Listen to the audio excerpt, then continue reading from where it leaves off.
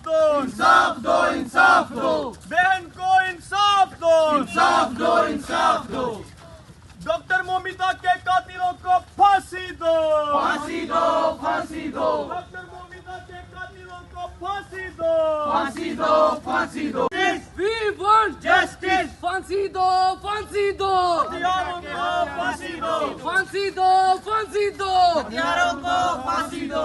We want justice, we want justice, we want justice, फांसी दो, फांसी दो।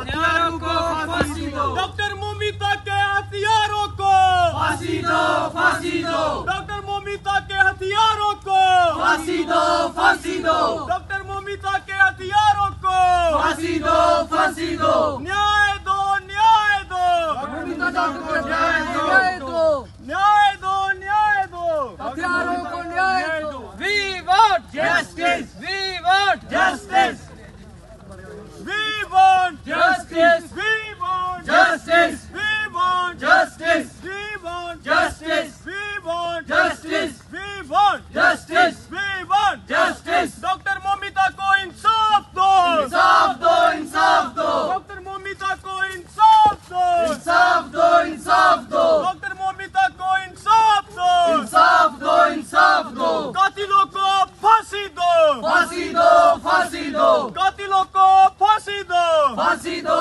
फांसी दो, कातिलों को फांसी दो, फांसी दो, फांसी दो, हथियारों को फांसी दो। फांसी दो, फांसी दो। हम तो अपना हक मांगते नहीं किसी से भीख मांगते। बहन को इंसाफ दो। इंसाफ। बताया कि जो कोलकाता में एक डॉक्टर थी, हमारी बहन थी, हमारी बहन की उम्र क्योंकि सबकी हमारी बहनें हैं, वो अपनी ड्यूटी कर रही थी और जो भी प्राइमा फेसी इन्वेस्टिगेशन में निकल रहा है, वो बेचारी इतनी डेडिकेटेड एम्प्लॉय थी कि वो 36 घंटे की शिफ्ट कर रही थी लगातार।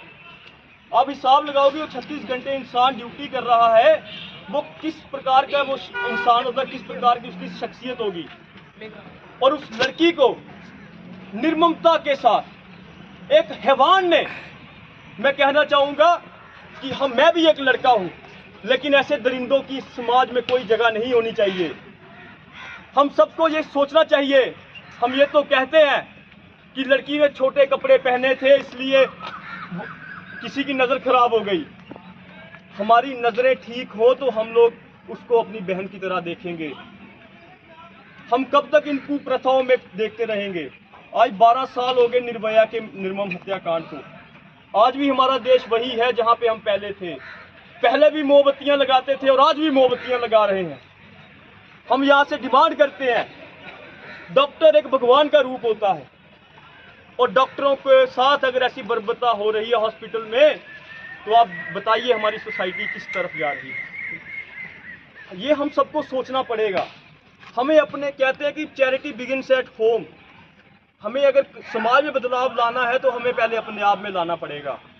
हमें अपनी नज़रों में देखना पड़ेगा कि क्या हम, जो लड़की वहाँ से जा रही है, क्या हम उसको अपनी बहन की नज़र से देख रहे हैं कि हम भी उसको दूसरी नज़रों से देख रहे हैं। जब हम अपने आप को ठीक करेंगे, ये अपने आप को ठीक करेंगे, समाज अपने आप सुधर जाएगा। लेकिन जो हो गया, मैं कहना चाहूँगा कि जो चाहे वो सरकार है, चाहे वहाँ की पुलिस है, जो भी दोषी है, जिसने भी इस मामले को रोकने की कोशिश की, छुपाने की कोशिश की, मिट्टी डालने की कोशिश की, वो सभी बराबर के हकदार हैं सजा के। अब सीबीआई ने इंक्वायरी ली है, हम तवक्को करते हैं सीबीआई से कि वो उस बहन के इंसाफ के लिए फ्री, फेयर और क्विक इंक्वायरी करेंगी। और फांसी से नीचे तो मुझे लगता है उसके हथियारों के लिए कोई भी सजा नहीं है। इसलिए हम यहाँ से जम्मू विश्वविद्यालय से यहाँ से ये मांग करते हैं कि उन छात्रों को, उस हमारी बहन को, उसके कातिल को और जो भी उसमें इन्वॉल्व लोग हैं, उन सबको फांसी के तख्ते पे लटकाया जाए और पब्लिकली लटकाया जाए। तभी मुझे लगता है समाज में एक संदेश